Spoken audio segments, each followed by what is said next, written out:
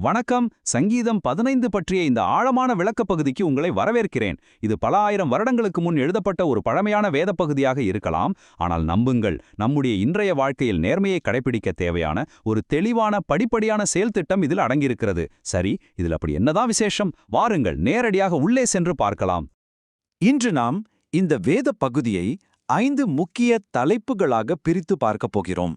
முக்கியமான கேள்வி: தனிப்பட்ட நேர்மை, உறவுகள், நிதி, அறநெறி மற்றும் இறுதியாக வார்த்தையின்படி வாழ்தல். இதை எப்படி நம் வாழ்வில் நடைமுறைப்படுத்துவது என்பதை புரிந்து கொள்ள இது மிகவும் சுலபமாக இருக்கும். சரி, முதல் பகுதிக்கு செல்வோம். முக்கியமான கேள்வி: தெய்வீக பிரசன்னத்தை தேடுதல். இந்த வேத பகுதியின் ஆரம்பமே நம்மை நிமிர்ந்து உட்கார வைக்கிறது.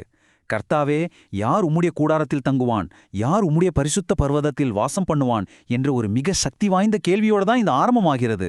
கொஞ்சம் யோசித்து பாருங்கள், என்றென்றும் அந்த தெய்வீக பிரசன்னத்தில் இருக்க உண்மையில் தகுதியானவர் யார்? இங்குதான் மூலநூல் நம்மை ஒரு கண்ணாடியின் முன் நிறுத்துகிறது. உங்களை நீங்களே கேட்டுக்கொள்ளுங்கள், அந்த தகுதியுடையவர்கள் பட்டியலில் நீங்களும் ஒருவரா? இந்த மாபெரும் பாக்கியத்தை பெறுவதற்கான தகுதிகள் உண்மையில் உங்களிடம் இருக்கிறதா? இது ஏதோ காற்றில் பேசப்படும் தத்துவம் அல்ல, நம்மை நேருக்கு நேர் பார்த்து நேரடியாக கேள்வி கேட்கும் ஒரு சவால். இந்த கேள்விக்கான விடை எங்கே இருக்கிறது தெரியுமா?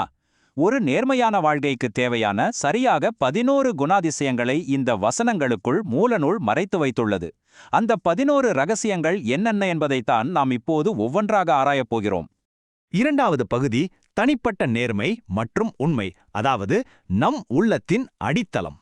இந்த முதல் தொகுப்பு தனிப்பட்ட முறையில் நாம் எப்படி சிந்திக்கிறோம், பேசுகிறோம், செயல்படுகிறோம் என்பதை பற்றியது.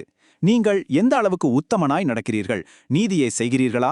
உங்கள் இருதயத்தின் ஆழத்திலிருந்து உண்மையை மட்டுமே பேசுகிறீர்களா? எல்லாவற்றிற்கும் மேலாக நீங்கள் ஒரு வாக்குறுதி கொடுத்து விட்டீர்கள், அதை காப்பாற்றுவதால் உங்களுக்கு பண நஷ்டமோ அல்லது சமூகத்தில் ஏதாவது பாதிப்போ ஏற்படுகிறது என்று வைத்துக்கொள்வோம். அப்போதும் நீங்கள் கொடுத்த வாக்கில் பின்வாங்காமல் இருக்கிறீர்களா? உங்களை நீங்களே பரிசோதித்து பார்க்க இது ஒரு மிகச்சிறந்த அளவுகோல், இல்லையா? அடுத்ததாக மூன்றாவது பகுதி உறவுகள் மற்றும் பிறர் மீது அன்பு, அதாவது மற்றவர்களை நாம் எப்படி நடத்துகிறோம் என்பது பற்றி. தனிப்பட்ட குணத்திலிருந்து சற்று வெளியே வந்து மற்றவர்களோட நாம் எப்படி பழக வேண்டும் என்பதை பார்ப்போம். இங்குள்ள ஒரு அருமையான முரண்பாட்டை கவனியுங்கள்.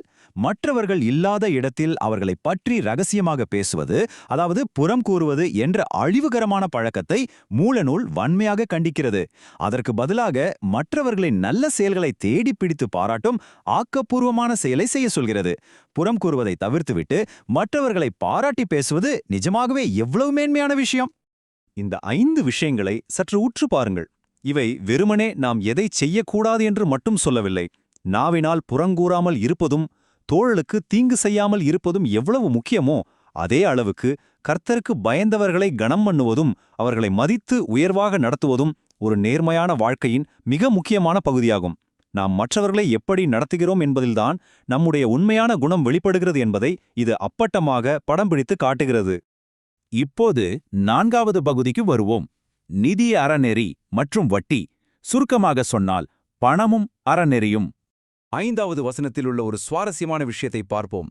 வேதாகமத்தின் பழைய சட்டப்படி சக மனிதர்களுக்கு கொடுக்கப்படும் கடன்களுக்கு வட்டி வாங்கக்கூடாது என்பது திட்டவட்டமான கட்டளையாக இருந்தது. அதேபோல குற்றமில்லாத ஒருவருக்கு எதிராக ஒருபோலும் லஞ்சம், அதாவது பரிதானம் வாங்கி நீதியை புரட்டக்கூடாது. இவை இரண்டுமே கடவுளால் மிகவும் வெறுக்கப்படும் கடுமையான குற்றங்கள் என்று மூலநூல் மிகவும் தெளிவாக கூறுகிறது. ஆனால் இங்கே ஒரு கேள்வி எழலாம். அப்படியானால் நான் வங்கியில் பணம் போட்டு வட்டி வாங்குவது தவறா என்று. பழங்கால சட்டத்திற்கும் தற்கால நடைமுறைக்கும் உள்ள வித்தியாசத்தை மூலநூல் அழகாக விளக்குகிறது. ஏழைகளை சுரண்டுவதும் அதிக வட்டி வாங்குவதும் பாவம்தான், அதில் மாற்றமில்லை. ஆனால் தற்காலத்தில் ஒரு வங்கியில் உங்கள் சேமிப்பை வைத்து அதிலிருந்து ஒரு சாதாரண வட்டியை பெறுவதை வேதம் கண்டிக்கவில்லை. இதை மத்தேயு மற்றும் லூக்கா புத்தகங்களில் உள்ள வசனங்களும் ஆதரிக்கின்றன என்பதை இந்த விளக்கம் தெளிவுபடுத்துகிறது. சரி, நிதி நெறிமுறைகளை இன்னும் கொஞ்சம் ஆழமாக யோசித்து பார்ப்போமா? இந்த மூலநூல் ஒரு மிக முக்கியமான ஆழமான கேள்வியை எழுப்புகிறது.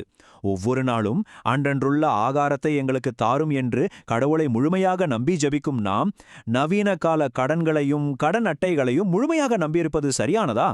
இது கடவுள் நம்மை பார்த்துக் கொள்வார் என்ற நமது ஆன்மீக நம்பிக்கைக்கு முரணான ஒன்றா? இது கொஞ்சம் நிதானமாக தியானிக்க வேண்டிய ஒரு விஷயம், இல்லையா?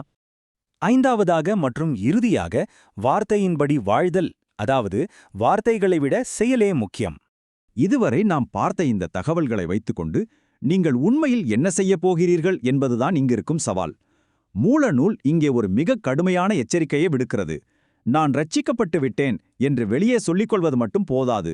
உங்களின் அன்றாட பழக்கவழக்கங்கள் நாம் இதுவரை பார்த்த இந்த 11 குணாதிசயங்களையும் முற்றிலும் புறக்கணிக்குமானால் அந்த வார்த்தைக்கு எந்த அர்த்தமும் இல்லை. அது வெறும் மாயமாலம் என்று அடித்துச் சொல்கிறது. நாம் வெறுமனே வார்த்தையை கேட்டுவிட்டு போகிறவர்களாக மட்டும் இருக்கக்கூடாது, அதன்படி செய்கிறவர்களாகவும் இருக்க வேண்டும். இதோ உங்களுக்கான ஒரு வேலை. இந்த 11 குணாதிசயங்களையும் ஒரு சரிபார்ப்பு பட்டியல் போல தனியாக எழுதி வைத்துக் கொள்ளுங்கள். இவை ஒவ்வொன்றும் உங்கள் வாழ்வில் இருக்கிறதா என்று உங்களை நீங்களே நேர்மையாக ஆராய்ந்து பாருங்கள். எங்கே குறைகிறதோ அங்கே உங்கள் அன்றாட நடவடிக்கைகளை அதற்கேற்ப சரி செய்யுங்கள். இது நம் ஒவ்வொருவரின் கடமையாகும்.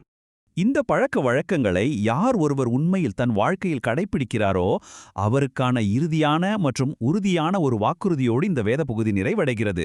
இப்படி செய்கிறவன் என்றென்றைக்கும் அசைக்கப்படுவதில்லை. எவ்வளவு அற்புதமான வாக்குறுதி இது!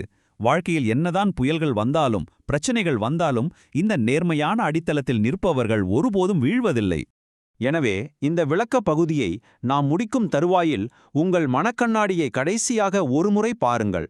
அதற்கான தகுதிகள் என்னென்ன என்று இப்போது உங்களுக்கு மிகத் தெளிவாக தெரியும். இப்போது உங்களை நீங்களே நேர்மையாக கேட்டுக்கொள்ளுங்கள். நீங்கள் அந்த வார்த்தையின்படி வாழ்கிறீர்களா அல்லது வெறுமனே காதில் கேட்டுவிட்டு செல்பவராக மட்டுமே இருக்கப் போகிறீர்களா? இந்த ஆழமான சிந்தனையோடு இன்றைய ஆய்வை நிறைவு செய்கிறோம். சிந்தித்துப் பாருங்கள்.